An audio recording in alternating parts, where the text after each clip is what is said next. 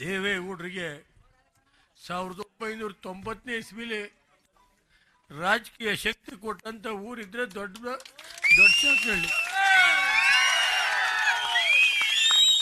ಏಕೆಂದ್ರೆ ಈ ರಾಜ್ಯದಲ್ಲಿ ಇಂಥ ಕೆಟ್ಟ ಸರ್ಕಾರ ನಾನು ನೋಡಲಿಲ್ಲ.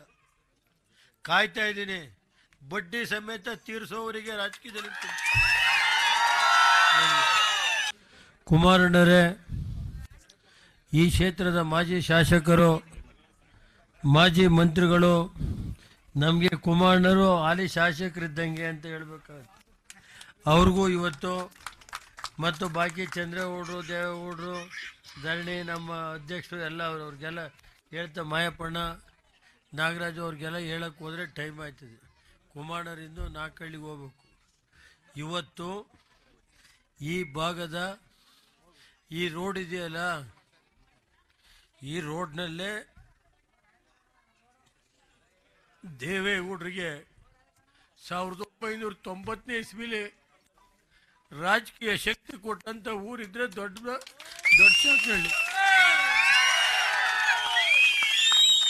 ಏಕೆಂದ್ರೆ ಆ ಉದ್ದೇಶದಿಂದನೇ ನಾನು ಕಾನೂನು ನೋಡಲಿಲ್ಲ. ಕುಮಾರಣ್ಣನ ಹಿಡಿದು ಸುಮಾರು 450 ಕೋಟಿವರೆಗೆ ಕೆಲಸ ಮಾಡಿದ್ದೀವಿ. ಇದೊಂದು ಹೋಬಳಿಗೆ 450 ಕೋಟಿಗೆ ಮಿಗಿಲಾಗಿ ನಾವು ಸುಮಾರು 140 ದೇವಸ್ಥಾನಗಳಿಗೆ ಇವತ್ತು ಕೆಲಸ ಮಾಡಿ, ಕುಮಾರಸ್ವಾಮಿ ಇಲ್ಲಿ ಮಾಜಿ ಮಂತ್ರಿಗಳಿದ್ದಾರೆ. ಯಾಕೆ ನನಗೂ ಸ್ವಲ್ಪ ನೋವಿನಿಂದ ಹೇಳ್ತಾ ಇದ್ದೀನಿ, ಈ ರಾಜ್ಯದಲ್ಲಿ ಇಂಥ ಕೆಟ್ಟ ಸರ್ಕಾರ ನಾನು ನೋಡಲಿಲ್ಲ. ಕಾಯ್ತಾ ಇದ್ದೀನಿ, ಬಡ್ಡಿ ಸಮೇತ ತೀರಿಸೋವರಿಗೆ ರಾಜಕೀಯದಲ್ಲಿ. ಯಾರ್ಯಾರ ಅಧಿಕಾರಿಗಳು ಯಾವ್ಯಾವ ರೀತಿ ನಡೀತಾ ಇದೆ ಗೊತ್ತಿದೆ. ಕೆಲವು ರೋಡ್ ಬಗಸ್ತಾವ್ರೆ. 15 ವರ್ಷ 20 ವರ್ಷ ಇದ್ರೆ ಯಾರೋ 15 ವರ್ಷ ರಂಗನಾಥಪುರ ಅಂತ ಹೇಳಿ ವಿಲೇಜ್, ನಾಚಿಕೆ ಆಗುತ್ತೆ. ಪೊಲೀಸ್ ಇಲಾಖೆ ಇದೆಯೇನ್ರಿ ಇಲ್ಲಿ ಜಿಲ್ಲೆಯಲ್ಲಿ? ಹೋಗಿ 16 ವರ್ಷದಿಂದ ರಸ್ತೆ ಇದೆ, ಜಿಲ್ಲಾ ಪಂಚಾಯತಿಲಿ ದುಡ್ಡು ಕೊಟ್ಟವ್ರೆ, ಕೆಲಸ ಮಾಡಿದ್ದಾರೆ. ಇಡೀ ಊರಿನ ಮೇಲೆ ಕಂಪ್ಲೇಂಟ್ ಕೊಡಕ್ಕೆ ಹೋಗ್ತಾರೆ. ಯಾರೋ ಒಂದು ಮನೆಗೋಸ್ಕರ ಈ ಜಿಲ್ಲೆ ಪೊಲೀಸ್ ಇಲಾಖೆ ಇದೆಯಾ? ನಾನು ಯಾಕೆಂದರೆ ಅಡಿಷನ್ DYSP ಬಗ್ಗೆ ನಾನು ಹೇಳ್ತಾ ಇಲ್ಲ. ಯಾತಕ್ಕೋಸ್ಕರ ಇದು ಮಾಡ್ತಾರೆ? ಪೊಲೀಸ್ ಕಂಪ್ಲೇಂಟ್ ಕೊಡಿ ಅಂತ ಪ್ರೆಷರ್ ಮಾಡಿಸ್ತಾರೆ. ಯಾರು? ಯಾಕೆಂದರೆ ಯಾವ ಮಟ್ಟಕ್ಕಿದೆ ಅನ್ನೋದನ್ನ ನೀವು ಅರ್ಥ ಮಾಡಬೇಕಾಗುತ್ತೆ. ಇರಲಿ, ಏನು ಎಲ್ಲೂ ಹೋಗಲ್ಲ. ಕೆಲವು ಅಧಿಕಾರಿಗಳು ಯಾವ ರೀತಿ ನಡ್ಕೋತಾ ಇದ್ದಾರೆ ಅಂತ ನೋಡ್ತಾ ಇದ್ದೀನಿ. ಹಿರಿಯೋದು ಯಾರು? ಒಂದು ಸ್ವಲ್ಪ ಬನ್ನಿ ಕಡೆ. ಈಗ ರಾಜ್ಯದಲ್ಲಿ ಕಾನೂನು ಸುವ್ಯವಸ್ಥೆ ಹೆಂಗಿದೆ ಅನ್ನೋದು ಗೊತ್ತಿದೆ ನನಗೆ. ಕೆಲವು ಬಡ್ಡಿ ಸಮೇತ ತೀರಿಸಬೇಕಾಗುತ್ತೆ.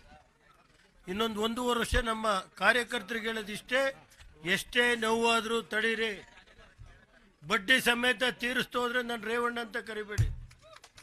ಆ ಕೆಲಸ ಚಾಲೆಂಜ್ ಮಾಡಿ ತೋರಿಸ್ತೀನಿ. ನನಗೆ ಗೊತ್ತಿದೆ ಯಾವ್ಯಾವ ರೀತಿ ಏನೇನು ಸುಳ್ಳು ಕೇಸ್ ಹಾಕ್ಸೋದು. 40-50 ವರ್ಷ ಜಮೀನು ಮಂಜೂರಾತಿಯಾಗಿ 40 ವರ್ಷ ಐತೆ, ವಾಸ ಅವರೇ ಅಲ್ಲಿ ಹೋಗೋದು, ಕೇಸ್ ಕೊಡಿಸೋದು, ಅವ್ರ ಮೇಲೆ FIR ಹಾಕ್ಸೋದು, ಈ ಥರ ನಡೀತಾ ಇದೆ. ನಾನು ಇನ್ನೂ ಶಾಂತ ರೀತಿಯಿಂದ ಇದ್ದೀನಿ. ಪಾಪ ಈಗ ಬಂದಿರೋ SP ಒಳ್ಳೆಯರಿದ್ದಾರೆ, ನಮ್ಮ DYSP ಪಾಪ ಒಳ್ಳೆ ಮನುಷ್ಯರು. ನಾನು ಅವ್ರ ಬಗ್ಗೆ ನಾನು ಮಾತಾಡ್ತಾ ಇಲ್ಲ. ಹಿಂದಿನ ದಿನಗಳಲ್ಲಿ ನಡೆದಿರೋಂಥ ಕತೆ ಹೇಳ್ತಾ ಇದ್ದೀನಿ ನಾನು. ಅದನ್ನು ಯಾರು ಈ ತಲೆ ಕೆಡಿಸ್ಕೊಳ್ಳಬೇಕಾಗಿಲ್ಲ. ನಾನು ಹೇಳೋದು ಇದು, ಈ ರಸ್ತೆ ಒಂದು ಸ್ವಲ್ಪ ಇರ್ರಿ. ಈ ರಸ್ತೆ ಇದೆಯಲ್ಲ, ಸ್ಟಾರ್ಟಿಂಗಿಂದ ಎರಡನೆಯಿಂದ ಹಿಡಿದು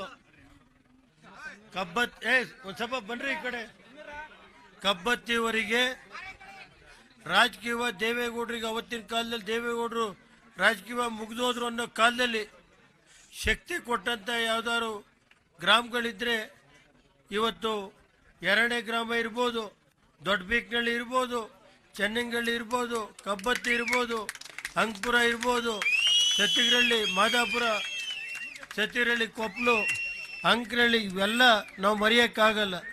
ಆ ಉದ್ದೇಶದಿಂದನೇ ನಾನು ಅಧಿಕಾರಕ್ಕೆ ಬಂದ ದಿವಸನೇ ಈ ರಸ್ತೆಗೆ ಎಷ್ಟು ಹಣ ಬೇಕೋ ಇದಕ್ಕೆ ಪೂರ್ತಿ ಹಣನ ನಾನು ಕೊಟ್ಟಿದ್ದೀನಿ.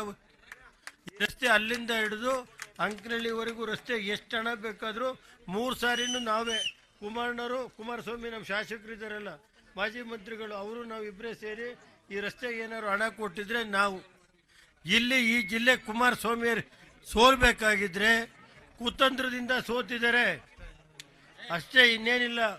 ಕೆಲವು ವ್ಯಕ್ತಿಗಳು ಒಳಗಡೆ ಇದ್ದು ಮೋಸ ಮಾಡಬಹುದು. ಕುಮಾರಸ್ವಾಮಿ ಸೋಲ್ಸಿರ್ಬೋದು. ನಾವು ಸ್ವಲ್ಪ ಜಾಗೃತವಾಗಿದ್ರೆ ಕುಮಾರಸ್ವಾಮಿ ಶಾಸಕರಾಗಿರೋರು, ಅದನ್ನು ನಾವು ಮರೆಯೋಕ್ಕಾಗಲ್ಲ. ಕುಮಾರಸ್ವಾಮಿ ಒಬ್ಬ ಪ್ರಾಮಾಣಿಕವಾದಂಥ ರಾಜಕಾರಣಿ. ಅವರು 3 ಬಾರಿ ಗೆಲ್ಲಿಸಿದರೆ ಭಗವಂತ ಮುಂದೆ ಅವ್ರಿಗೆ ಒಳ್ಳೇದಾಗುತ್ತೆ ಅಂತೇಳಿ ಈ ಸಂದರ್ಭದಲ್ಲಿ ರಾಜ್ಯದಲ್ಲಿ ಇವತ್ತು ಕಬ್ಬತ್ತಿ ಕ್ರಾಸಲ್ಲಿ ಜೂನಿಯರ್ ಕಾಲೇಜ್ ಕೊಡಿಸಿದ್ದೆ, ಅದನ್ನು ಬಾಗಿಲು ಮುಚ್ಚಿದ್ರು. ಅಲ್ಲೊಂದು 2 ಹಾಸ್ಟೆಲ್ ಮಾಡಿದ್ರೆ ಕಬ್ಬತ್ತಿ ಕಾಲೇಜ್ ಉಳ್ಕೊಳ್ಳೋದು ಬೇಕು. ಈ ರಾಜಕೀಯವಾಗಿ ಗ್ರಾಮಗಳು ದೇವೇಗೌಡರು ಪರವಾಗಿವೆ ಅಂತ ಹೇಳಿ ಆ ಕಾಲೇಜ್ನ ಮುಚ್ಚಿದ್ದಾರೆ. ಬಾಕಿ ಹೆಚ್ಚಿಗೆ ಏನು ಹೇಳಕ್ಕೂ ಅಲ್ಲ. ಕುಮಾರಸ್ವಾಮಿ ಮಾತಾಡ್ತಾರೆ, ನಮ್ಮ ಮಾಜಿ ಮಂತ್ರಿಗಳು ಕುಮಾರಸ್ವಾಮಿಯವರು ಮಾತಾಡ್ತಾರೆ.